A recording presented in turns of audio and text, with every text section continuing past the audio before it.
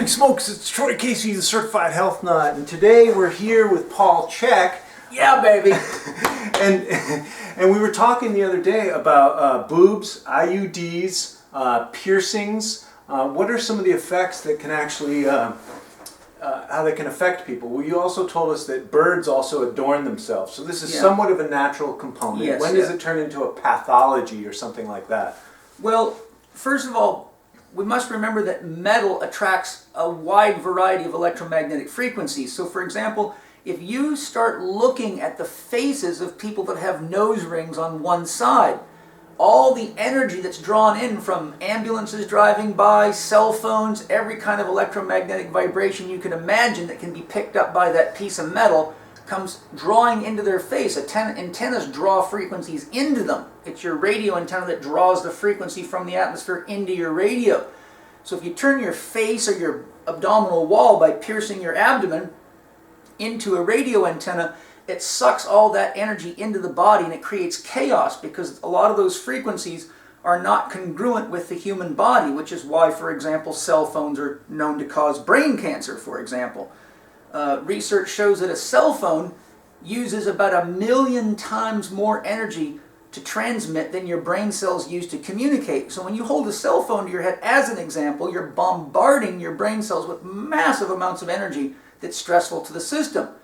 So once you put an ear ring in, or a nose ring in, or a belly button ring in, you're drawing a huge amount of energy in because fascia is a living tissue and each cell has a north and a south pole. All the energy causes the fascia to draw together, just like if you put iron filings under a piece of paper and put a small magnet under it, it'll pull them into a formation. But if you put a magnet 10 times more powerful, it'll draw them into an even tighter formation.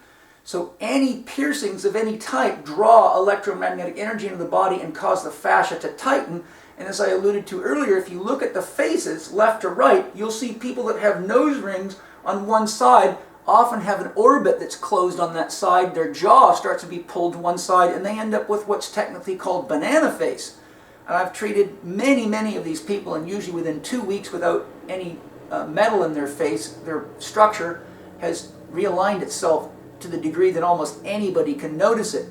I've had countless women with the belly button rings who could not get their core to work, had chronic low back pain. I took their belly button ring out, retested the core, it turned on and worked like magic. I've done it in front of thousands of people all over the world and had many people write me back and say, oh my God, that was the greatest thing you showed me. I don't have my back pain, I don't have indigestion anymore. So I tell them, if you want to adorn yourself, use things that are electromagnetically neutral, or what would be an insulator in a circuit. So bone, stone, porcelain, anything that is not an electromagnetic conductor. If you want to wear your sexy kit, only do it when you're going to go out on the dance floor for the evening, then get it off of your body. Okay? These are very important things. The other thing is... How does it apply to the IUDs? I mean, well, it must wreak havoc in the body. Well, anywhere you put metal, you're drawing excessive energy, and the body operates on extremely low frequency. The body operates on what's called the MENS system, minimal electrical neuromuscular stimulation. Almost everything in your body runs at less than 1 volt. So if you put an IUD, a copper ring, around your cervix, then you're turning your cervix into a cell phone tower, and you're making love to all the taxi drivers and cops and ambulance drivers. So the other issue is boob implants. Even though they sell them and say, oh, they're safe because they're saline, they don't remember that they're in a silicone bag. And anything that's unnatural in your body, your immune system tries to get rid of. I've had cases of women that have had 700 times the safe limit of silicone in their cerebral spinal fluid and developed grand mal seizures from them. So I know from lots of clinical experience, I've had many women that have had to take these things out because it poisoned their body. Also, anything that's synthetic, any unnatural fiber, any of the athletic clothing, all of that stuff scrambles your energy field. So as an analogy, think of looking out a clean glass window. You can see clearly it's a natural substance. But then if I put plastic over that window, now everything's muddled. Your own energy field sends information about you out into the environment and brings information about the environment back into you. So if you're wearing athletic sports clothes or you have implants, that are made of silicone, that scrambles your field, and it's very confusing to the body, and it actually creates chaos in the system. In my opinion, it elevates glucocorticoid or stress hormone levels, and it causes a lot of anxiety in people because it's almost as though you're blind to yourself. Your energy field is what allows you to stand next to somebody you don't know and get a sense of whether or not they're safe to be around. It's what gives you the instinct to turn left if you're lost versus turning right. Or if you're out hiking, you don't know where to go, you follow your instinct. If your field is confused, your instinct is disabled. So what you see is people tend to make the same mistakes over and over and over again. And when you ask them why they do it, they say, I don't know. Well, that's because ultimately they're confused. And if you're confused and you don't have enough knowledge about what you're trying to do, you're really stuck with the bad information you're getting because your field is getting scrambled. So it's really... And this is what we see almost every day with people out in the world. Absolutely. And you know, largely this is... I understand the desire to adorn oneself. Or even use a cell phone. Oh yeah, all these things, but they can be done in a more safe way. Like, don't carry your cell phone on your body. A very simple technique I teach my students so they can feel a cell phone is get a bottle of water that's in glass, hold it with both hands, have someone take a cell phone that's turned on and slowly bring it toward the bottle, and you will literally feel the water in the bottle just start to oscillate. You're not going to see it shake, but it's shaking at a level that your eyes can't see, but you can feel it buzzing your body. And then when you remember your body's about 70% water, that's vibrating your whole body inside.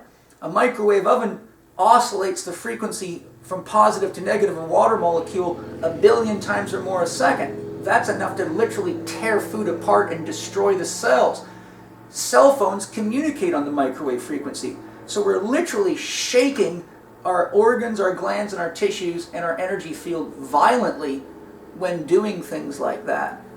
The point is that it's one thing to have a cell phone, it's another thing to keep it away from your body except when you're going to use it. You need to keep that thing at least 3 feet away from your body, away from food, away from water, away from anything that's important to your health and vitality. And when it comes to adorning yourself, use natural fiber clothing, use natural organic makeups, use natural skincare products. Many of these things are absolutely toxic to the body. They're made of petrochemicals.